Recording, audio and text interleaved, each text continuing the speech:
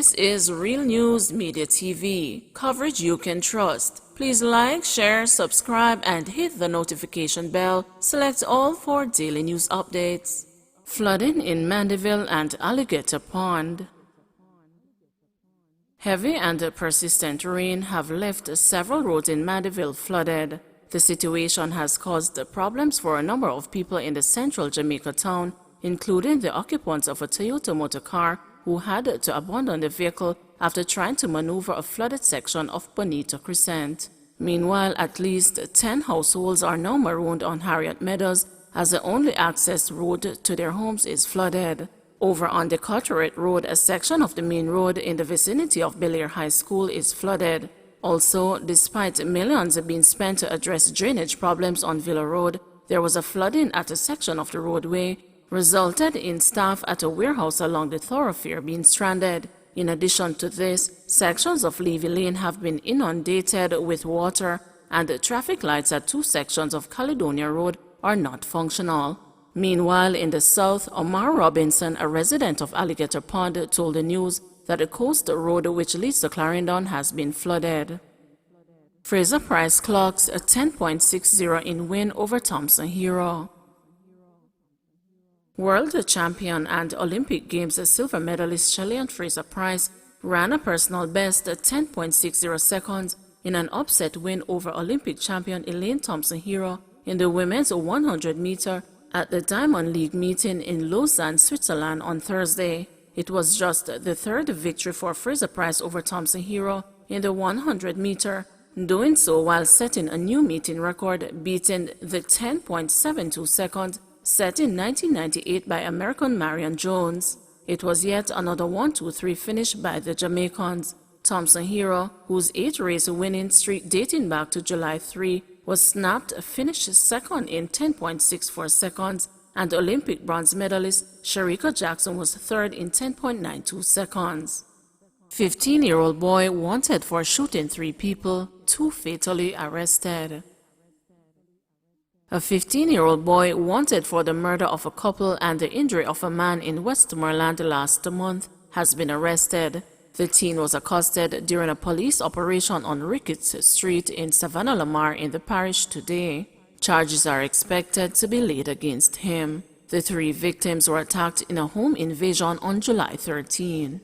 The police report that shortly after 3 a.m., armed men broke into the premises and opened gunfire, hitting 19-year-old Kristen Brooks of Truro District from Westmoreland and 22-year-old Anthony Godfrey, otherwise called Tanso, of Hudson Street in the parish, and another man while they were sleeping.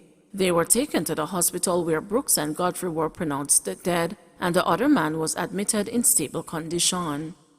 St. Thomas woman charged following altercation at hospital.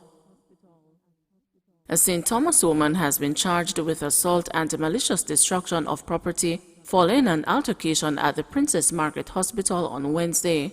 The police report that 25-year-old Natasha Mitchell, who is from a Dalvey address, visited the hospital yesterday and requested the medical records of 2 relatives who died as a result of COVID-19. It is further reported that during a disagreement with personnel, Mitchell threw a stone into a glass partition at the records department, shattering it. A record clerk was injured from splinters from the glass. The police were called and Mitchell was arrested and charged last night. Gun seized and a man arrested in Clarendon. The police are reporting that an illegal gun was seized from a man who aroused the suspicion of officers following an operation along Trendon Road, Clarendon on Wednesday. Reports are that about 6 p.m., the man whose identity is being withheld pending further investigations was seen walking along the roadway in a suspicious manner. The police said he was accosted and searched, and a Glock pistol fitted with a magazine containing 5.40 cartridges was removed from a bag he had around his neck. Westmoreland Family Court closed due to COVID. The Westmoreland Family Court has been closed due to COVID-19. During the closure, emergency matters including domestic violence and executed warrant will be heard at the Westmoreland Parish Court. Persons who had matters listed for today and on Friday are encouraged to call the judiciary's emergency call center to get the new dates. The parish has seen a rise in new infections in recent weeks. The judiciary continues to urge members of the public to adhere to the established COVID-19 protocols to limit the spread of the virus. Some nurses at Princess Margaret Hospital still sick. The administration at the Princess Margaret Hospital in St. Thomas says it continues to redeploy staff to fill the gap caused by nurses calling in sick. For a second day today, some nurses at the hospital have failed to turn up for duties. Operations are not back to normal as we still have persons calling out, so there seems to be a continued industrial action, an official told the news. Last night we expected 34 personnel and only 22 reported to work, so there was an increase in those who reported last night compared to yesterday morning. This morning we were expecting 37 in total, to include administration, registered nurses, patient care assistants, and so on, but only 24 have showed up, the official continued. Noting that this has impacted operations, it was explained that staff members have been redeployed to support those on the front line. Yesterday, scores of nurses across Jamaica stayed away from the job. They are reportedly upset about working conditions, among other things, amid increased pressure on the health system from rising COVID-19 cases, deaths, and hospitalizations. Only 11 nurses at Cornwall Regional Hospital remain off the job. The majority of nurses at Cornwall Regional Hospital who had called in sick on Wednesday are back on the job. Over 33 nurses called in sick at the Cornwall Regional Hospital, which is one of the largest hospitals in Jamaica. However, there has been a notable improvement at the institution, with only 13 calling in sick Thursday. The clinical coordinator for the Western Regional Health Authority, Dr. Delroy Fraser, said the 13 who are off the job are genuinely sick. Yes, there is improvement today at Cornwall. Yesterday, somewhere between 33 and 40 didn't come, and today, only 13, but those 13 reported to the staff clinic with a genuine ailment, stated Frey, adding, "I don't think there is any industrial action going on from what I have heard now." On Wednesday, 11 nurses did not turn up for work at the Savannah Lamar Public General Hospital in Westmoreland. Similarly, 3 did not show up at the Noel Holmes Hospital in Hanover and the Falmouth Hospital in Trelawney. Frey said he was not in receipt of any reports as yet from the other 3 hospitals under the supervision of the WRHA. However, according to the senior officer, "I suspect we are back to our normal level, how we used to operate." Besides, some 27 nurses who were exposed to the COVID-19 virus at the Cornwall Regional Hospital on Monday remain in quarantine, he said. Health Ministry reports 22 COVID-19 deaths, some previously under investigation.